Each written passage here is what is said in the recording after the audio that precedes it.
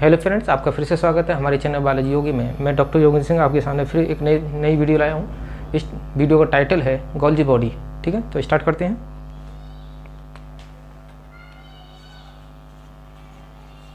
Golgi body, जिसे हम कई नाम से जानते हैं, बहुत से नाम हैं। इनके कॉमन नेम लिख दे रहा हूँ। किस किस नाम से जानते हैं? नॉन एज, एक कहते हैं इसे गोल्जी एपरेटस, ओके। और क्या कहते हैं? और कहते हैं इसे traffic police, okay.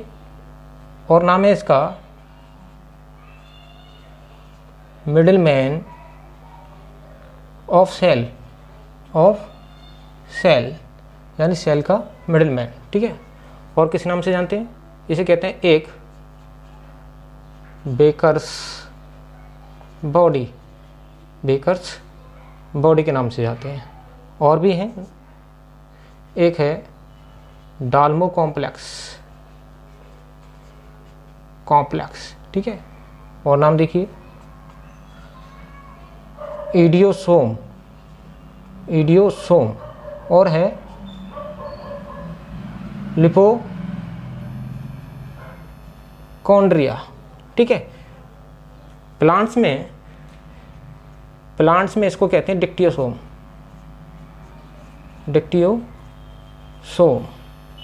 In plants.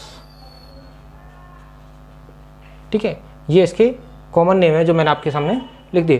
Plants में डिक्टियोसोम क्यों कहते हैं? क्योंकि इसकी जो सिस्टर्नी होती है, मैं आगे बताऊंगा, चलिए, कि वो अनकनेक्टेड होती हैं। ठीक है, चलिए अब बात करते हैं हम हिस्ट्री की बात कर लें तो हिस्ट्री में जो साइंटिस्ट थे जिन्होंने इसकी खोज की थी वो थे कैमिलो गोल्जी। ठीक है, इनके नाम पर ही इसका नाम पड़ा गोल्जी कॉम्प्लेक्स। ठीक है, तो discovered in owls nerve cells by staining with, इन्होंने हॉल की नर्व सेल के अंदर इसकी खोज की थी और एक स्टेन का प्रयोग किया था जिसमें क्या था, ऑस्मियम टेट्रा ऑक्साइड, इसका प्रयोग, और किसका, AgNO3। ओके, ये है। तो गोल्जी आपके कैमिलो गोल्जी ने इसकी खोज की और उन स्टेन का इस केमिकल के साथ प्रयोग किया था। ठीक है, इसके बाद बात करते हैं हम इसकी अक्रेंस की, कहाँ का मिलता है ये बात कर लेते हैं। अक्रेंस की बात कर लें। अक्रेंस में प्राप्ति, तो प्राप्ति एक तो ये है कि ये मिलेगा सभी प्रकार की सेल्स हैं। कौन सी? Eukaryotic cells, present in all eukaryotic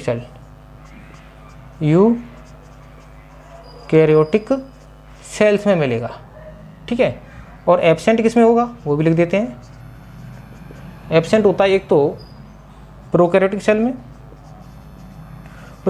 cell में एब्सेंट होगा। ठीक है। और किस में होगा? हमेशा पढ़ते आ रहे हैं, मेच्योर RBC। और एब्सेंट होगा ये आपका सिव ट्यूब। ठीक है ना, सिव ट्यूब के अंदर एब्सेंट होगा। ठीक है, अच्छा जी। और क्या है कि हम बात करते हैं अब ये जहाँ पाया जाता है, जिस स्थान पर पाया जाता है उसको कहते हैं जोन ऑफ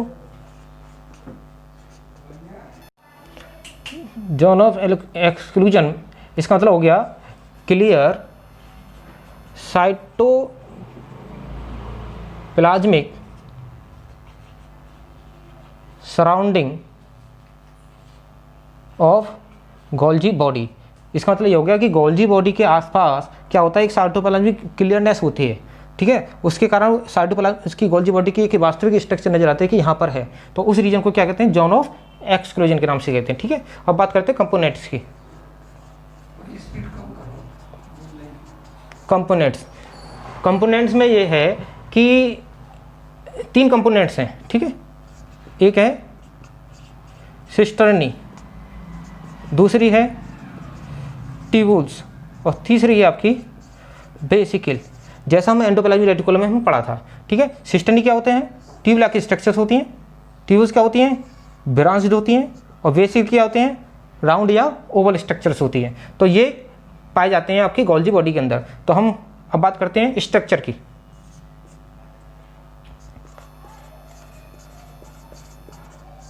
स्ट्रक्चर में क्या है कि हम लेते हैं जैसे एंडोप्लाज्मिक रेटिकुलम था, ठीक है ना, ये एंडोप्लाज्मिक रेटिकुलम है। इससे जो वेसिकल्स आती हैं निकल कर वो कहाँ जुड़ती हैं? गोल्जी बॉडी के साथ, ठीक है। तो हम गोल्जी बॉडी का डायग्राम बना लेते हैं छोटा सा समझने के लिए।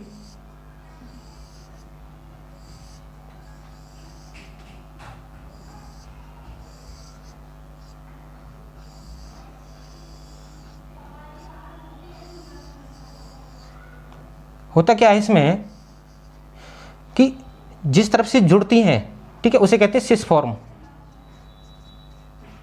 और जिस तरफ अपोजिट डायरेक्शन में जो प्लाज्मा मेम्ब्रेन की तरफ डायरेक्शन होता है, प्लाज्मा मेम्ब्रेन की तरफ जो डायरेक्शन होता है गोल्जी बॉडी का, उसे कहते हैं ट्रांसफॉर्म। ओके, तो इसके भी कई नाम से दे दिए हैं। सिस फॉर्म को क्या कहते थे हम? देखिए अलग अलग नाम, बहुत सारे नाम हैं, मैं लिख देता हूँ एक साथ। सिस फॉर्म क्योंकि यहाँ पर गोल्जी बॉडी में ये वेसिकल्स फ्यूज होती हैं, इसलिए यहाँ पर एक न्यू सिस्टर्नी का निर्माण होता है। न्यू सिस्टर्नी का निर्माण होता है, इसलिए इसको हम क्या कह देते हैं? फॉर्मिंग। क्या कहते हैं? फॉर्मिंग, ठीक है ना, फॉर्मिंग फेज कह देते हैं, ठीक है। और इधर से क्या होता है? ये मेच्योर फेज है। कैसी है? मेच्योर। ओके, ये है आपकी मेच्योर फेज। क्लियर हो गया? ये है मेच्योर फेज, ठीक है। अच्छा, और बात क्या करते हैं? फॉर्मिंग फेज के अलावा क्या कहते हैं इसे? पहली स्टेज है, इसे कहते हैं प्रोक्सिमल। प्रोक्सिमल फेज कह देते हैं। तो इसको क्या कहेंगे? दूर है तो इसे डिस्टल फेज कह देंगे। डिस्टल फेज कह देंगे। और क्या है? क्योंकि ये आप देखें कैसी है? कॉन्वेक्स, ठीक है, तो इसके कहेंगे कॉन्वेक्स। और ये गड्ढा सा है तो क्या है? कॉनकेव। गड्ढा टाइप है, कॉनकेव है, और ये कॉन्वेक्स लाइक स्ट्रक्चर है, ठीक है ना। तो ये इसके कई नाम दे दिए हमने। इसको हम शॉर्ट में एम फेज कह देते हैं। क्या कह देते हैं? M phase. M phase. और इसको क्या कहेंगे? F phase. एफ फेज के नाम से बोलेंगे, ठीक है। इस तरफ क्या होते हैं? वेसिकल्स बनती हैं, ठीक है ना, इस तरह से वेसिकल बनती हैं, ठीक है। तो आपका ये हल्का सा डायग्राम है। तो इसको ये हो गया आपका सिस, ये मीडियल और ये ट्रांस। तो 3 फॉर्म में डिवाइड कर दिया इसको। इसको कह दिया सिस रीजन, इसको कह दिया मिडिल या मीडियल रीजन, ठीक है, और इसको कह दिया हमने ट्रांस रीजन, ठीक है। 3 रीजन में हमने गोल्जी बॉडी को डिवाइड कर दिया। ओके, चलिए अब बात करते हैं स्ट्रक्चर की। तो स्ट्रक्चर में क्या बात करेंगे हम? केवल कहेंगे कि गोल्जी बॉडी जो है किससे बनी होती है? सिस्टर्नी से। और सिस्टर्नी कितनी होती है? लगभग 5 से लेकर के 8 सिस्टर्नी पाई जाती हैं।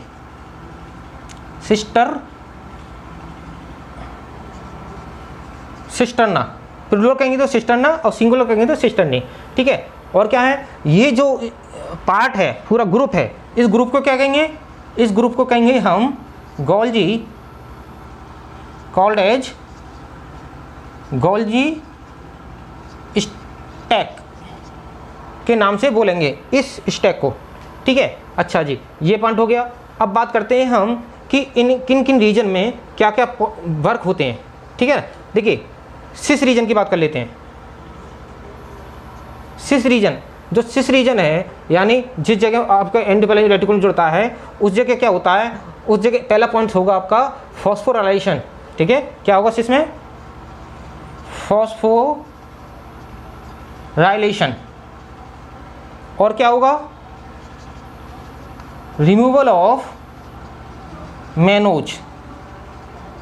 मेनोज जो मैंने पिछले एंडोप्लाज्मिक रेटिकुलम में बात करी थी, उसमें बताया था कि ओलिगो सैकराइड जो चेन बनती है, ठीक है ना, वो क्या होती है? किसके लिए होती है? आपका प्रोटीन के मॉडिफिकेशन के लिए, ठीक है। स्टार्ट जो प्रोटीन का मॉडिफिकेशन होता है जिसे कहते हैं ग्लाइकोसाइलेशन, वो क्या होता है? स्टार्ट तो होता है साइटोप्लाज्म की आउटर साइड पर, एंडोप्लाज्मिक रेटिकुलम मेम्ब्रेन के आउटर साइड पर, लेकिन स्टार्ट होता है अंदर की तरफ, जो टर्न होकर आ जाता है तो लीमन में, और लीमन के बाद जो आगे की प्रोसेस होती है वहाँ से आने वाली बेसिकली गोल्जी बॉडी में फ्यूज हो जाती है। तो यहाँ प्रोसेस होती है हाफ प्रोसेस होती है एंडोप्लाज्मिक रेटिकुलम में, रफ में, और हाफ होती है आपकी गोल्जी बॉडी में, किसके?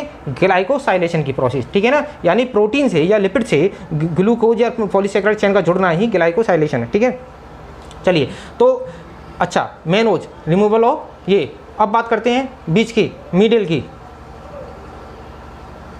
मिडिल रीजन जो है इसमें एक तो यही प्रोसेस होती है, कौन सी? रिमूवल ऑफ मेनोज की। दूसरी क्या होती है? एक प्रोसेस होती है एडिशन, एडिशन ऑफ आपका NaC, पढ़ाया था मैंने आपको, N एसिटाइल ग्लूकोसेमिन, इसका एडिशन होता है क्योंकि मिडिल रीजन के अंदर, ठीक है। अब बात आती है ट्रांस की, ट्रांस रीजन। ट्रांस रीजन से क्या? वेसिकल्स निकलती है, ठीक है ना। तो वेसिकल्स कहाँ से निकलेंगी? ट्रांस रीजन से, ठीक है। तो यहाँ पर क्या होता है? यहाँ पर होता है एडिशन ऑफ गैलेक्टोज का जुड़ना भी होता है, और क्या होता है? यहीं पर होगा आपका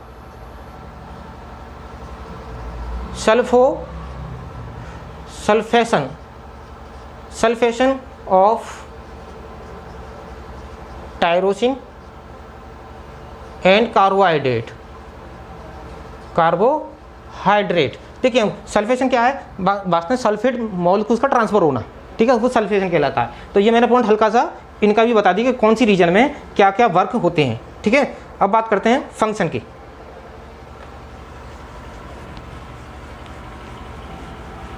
चलते हैं आगे फंक्शन पे।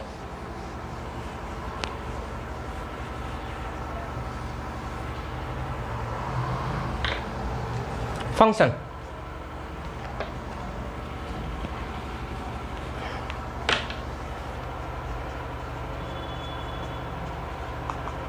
देखिए एक फंक्शन है इसका जो मैं आपको बार बार बता रहा हूं, ठीक है ना।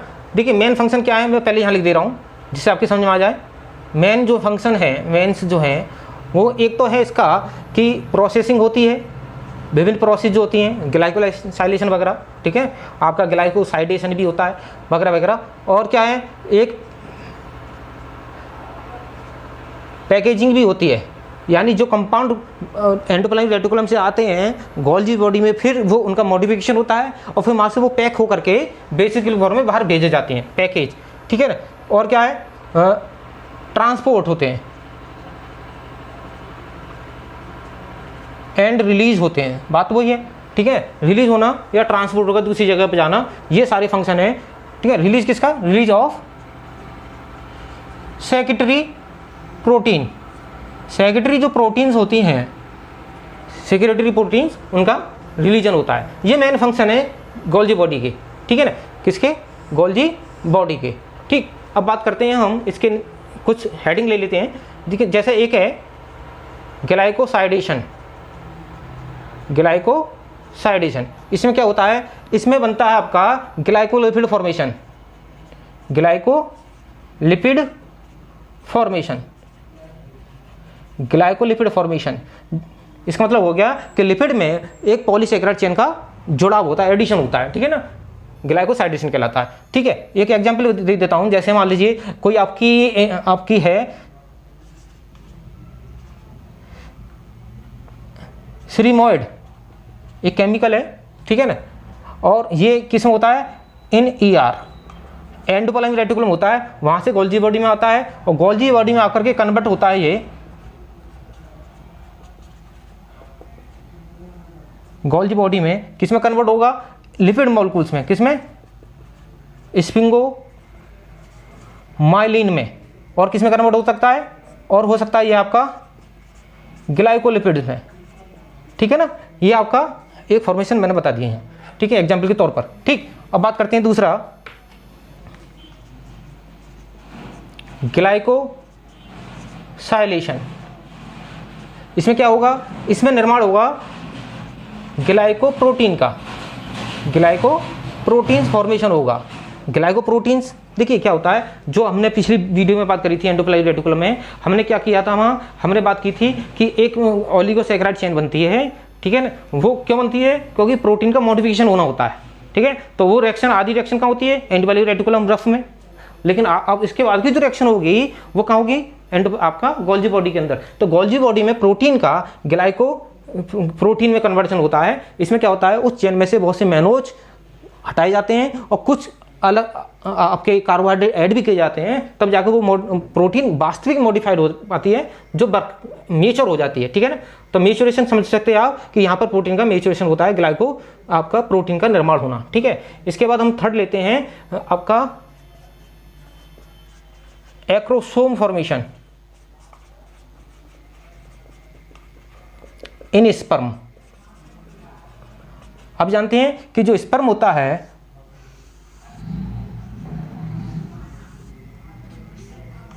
उसके टिप पर एक पार्ट होता है, क्या कहलाता है ये, एक्रोसोम। क्या कहलाता है, एक्रोसोम। ये एक्रोसोम जो होता है ये टिप है, ठीक है ना, इसकी जो फर्टिलाइजेशन में हेल्प करती है। ठीक है ना, तो इसके अंदर एक एंजाइम और पाया जाता है, उसे कहते हैं हाइलोडिनेज। और वो एंजाइम जो है किसके द्वारा बनाया जाता है, वो भी गोल्जी बॉडी द्वारा ही बनाया जाता है। ठीक है, अब इसके बाद बात करते हैं हम नंबर 4 पर, root cap formation in root. ठीक है, तो रूट में रूट कैप का निर्माण होता है। रूट क्या होती है, देखिए आप रूट को देखें तो ऐसी रूट होती है, ठीक है ना, और इसकी टिप पर एक जेल लाइक स्ट्रक्चर और बनती है, जेल लाइक स्ट्रक्चर और बनती है। ये जेल लाइक स्ट्रक्चर क्या है, रूट कैप कहलाती है। ये जेल लाइक इस गोल्जी बॉडी से द्वारा बनती है। जब आपकी रूट का इलोंगेशन होता है नीचे की तरफ, तो ये रूट कैप ये नष्ट होती जाती है, नई न्यू बनती जाती है, जिससे क्या होता है कि जो सॉइल पार्टिकल्स होते हैं, सॉइल पार्टिकल्स इस टिश्यूज को, जो मैरिजमेटिक टिश्यू है, इसको डैमेज नहीं कर पाते, नष्ट नहीं कर पाते, क्योंकि ये जो लिक्विड है ये उस एरिया को सॉफ्ट कर देता है और ये जो रूट है आसानी से आगे बढ़ती रहती है। ठीक है, तो रूट को कैप फॉर्मेशन में आपका, ठीक है, तो रूट कैप में देखेंगे ये क्या होता है, रूट कैप में होता है रिच इन गोल्जी बॉडी। ठीक है ना, विच secret mucilage for lubrication of root।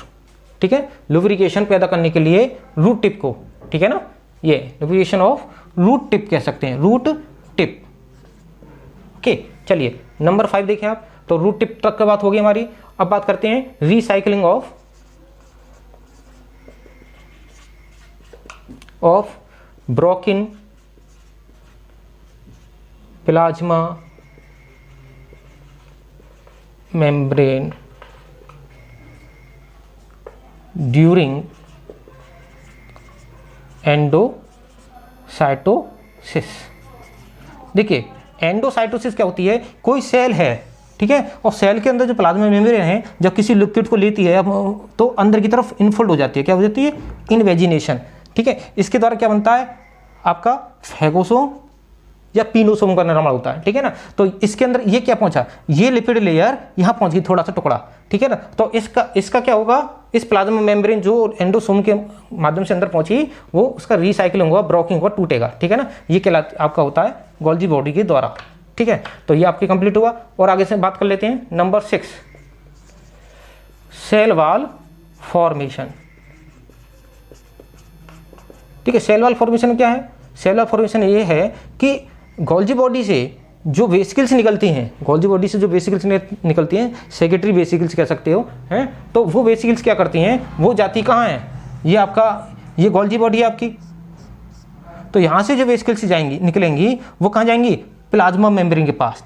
कहाँ जाएंगी, प्लाज्मा मेम्ब्रेन के पास। तो अब इन वेसिकल्स में क्या है, बहुत से केमिकल्स हैं, वो केमिकल्स क्या होंगे, इकट्ठे होंगे बाहर, तो यहाँ पर एकत्र हो जाते हैं प्लाज्मा मेम्ब्रेन के बाहर जाकर के, तो निर्माण होता है सेल वॉल का। किसका होता है, सेल। तो इस वेसिकल के अंदर क्या क्या चीज होगी, इसके अंदर होगी पैक्टिन, हेमीसेलुलोज, सेलुलोज, इन वेसिकल। ठीक है ना, कौन सी वेसिकल, गोल्जियन वेसिकल कह सकते हैं हम, के अंदर ये पदार्थ होंगे जो सेल वॉल के निर्माण में हेल्प करेंगे। ठीक है ना, अच्छा जी, और क्या बात करते थे, नंबर 7 की बात कर लें। देखिए एक प्रोसेस है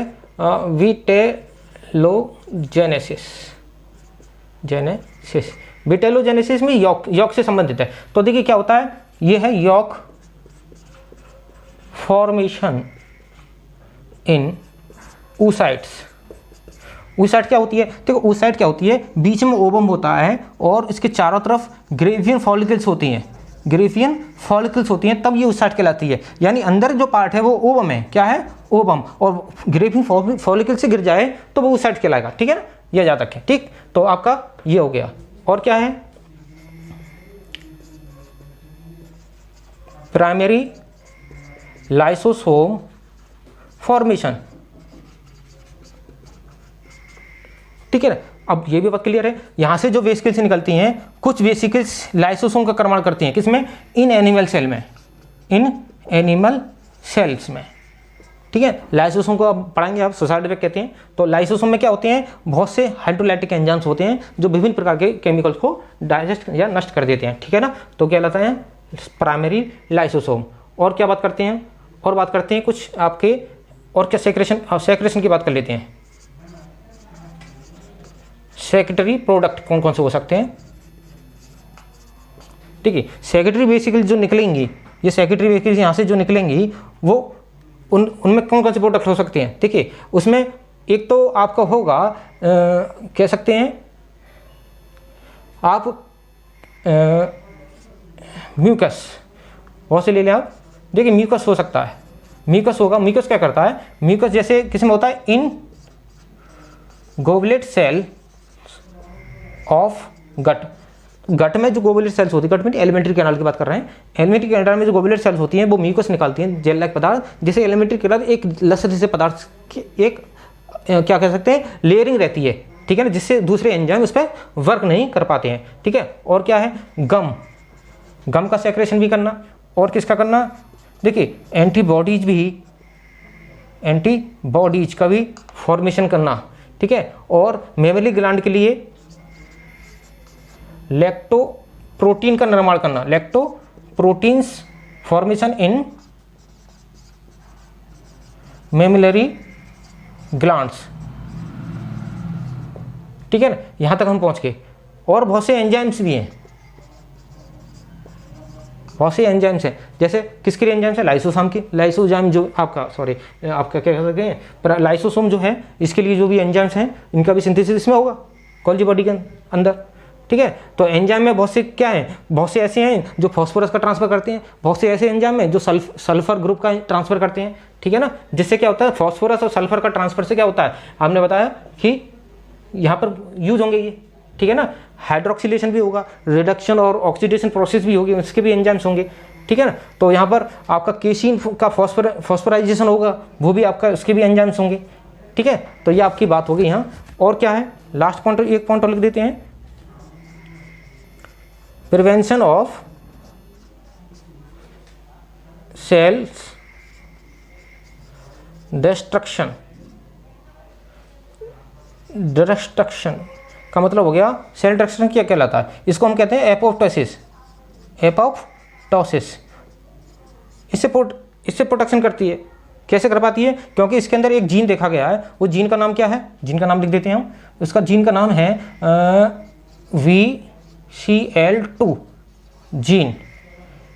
यह जीन गोल्जी बॉडी में पाया जाता है, जिसके द्वारा सेल का आपका नष्टीकरण रुक जाता है, ठीक है ना, इसके द्वारा ही रोका जाता है। याद रखें VLC2 जीन, ठीक। तो ये आपका ये गोल्जी बॉडी के स्ट्रक्चर फंक्शन की बात हमने एक आउटलाइन में देख ली, ठीक है। यदि आपको वीडियो पसंद आया हो तो लाइक करें, शेयर करें और ज़्यादा से ज़्यादा कमेंट्स करें, जिससे हमें पता चले कि हमारी वीडियो में कोई कमी नहीं है। और मैं ये चाहता हूँ कि ये वीडियो आप शेयर करें, जिससे हमारे जो भी फ्रेंड्स हैं उनको ये वीडियो प्राप्त हो सके, ठीक है ना। और बेल आइकन को भी प्रेस करें, जिससे आने वाली वीडियो आपको प्राप्त हो, ठीक है। Thank you.